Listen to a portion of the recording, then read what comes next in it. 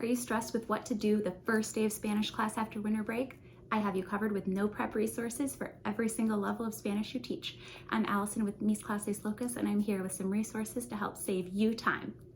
The first day after break can be a crazy time. You have all this stuff going on, and so if you have a chance to have something ready to go sitting on your desk for that first day after break, it will make your life so much easier. And I have just that, a resource that I've used for many years in variations with every level of Spanish. And what it is, basically, is a Find Someone Who. It's an idea to get students to talk about what they want to talk about first after break, what they did. They want to chat with each other, and in questions of not things that would make them feel bad about what they did or didn't do, but just the idea of getting conversation going in the target language, and also getting focused from a teacher perspective, repetitive practice of the preterite tense. There's a lot of different ways that you can set up this activity in different differentiated ways as well. With upper level students, you can provide them with the questions that do not have the answer included. If you know that your students have had a lot of preterite practice and they can answer these questions and they know how to come up with the yo form answer and answer it, then you can use that version. Or if your students, you know, they're gonna have a little bit of brain fog, you want them to actually be able to answer and stay in Spanish instead of just saying yes or no, you can provide them with a version that has the yo form provided. So it gives a little more support, and it doesn't mean that this could be for an entire class or even certain individual students who need extra modifications or students who you know could have a little more support. Or in the same way, you could have most of the class have it provided, and if you have some high flyers, or even give students the option, if you think you want more of a challenge to come up with the version on your own, then you can use that. The main idea, I used this as a camp counselor for many years, is you go around, ask each other questions. If they've done the activity, they say yes. If not, maybe you're gonna go ask somebody else the question and see if they can find somebody who has done these things. And they're basic things like, did you work? Did you watch Netflix? Did you read? Not things that would hopefully single out or make people feel bad about what they did or did not do over break. And then as an extension, this would be kind of the main idea of, on the back, you would have a form where then you can use the third person and you're writing about what people did. Once again, I have different versions. So for students who need the most support, I have a version that includes the verbs all included. And so all they would need to do is put their name and then practice putting the sentence in like that.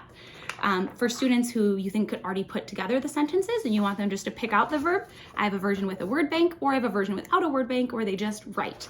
And for that writing portion, depending on the level of students, once again, you could have them also adding in things like we did this or they did this. So you can get in a lot of different tenses, and it could be more of a free write for your upper level students.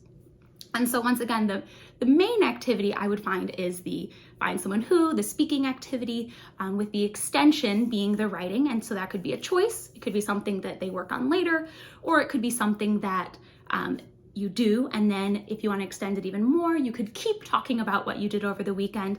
I have some digital slides that you could do some digital practice with it. You could play a game like Two Truths and a Lie. You could do a free write. There's lots of different things you could do to extend discussing in the past tense what you did. If your students, you're like, we really haven't done past tense yet, but I want to do something like this, I do have a version that only uses went. And so they're just asking questions about went. I've used this with as low as, second semester of Spanish 1. I've also used it with some Spanish 2 students if I know at that point we hadn't really gotten into the preterite. And so you can still talk about, but you're only introducing went. So where did you go? Even if you're like, I'm still only teaching present tense, it's okay. Just think of it as a couple vocab words. Where did you go? I went, he or she went. And so really there's just 3 vocab words. And so it's a way to still talk about the past, but in a much more scaffolded down. And then a similar that you can have them write as well. Also, I do have a version for my French teachers.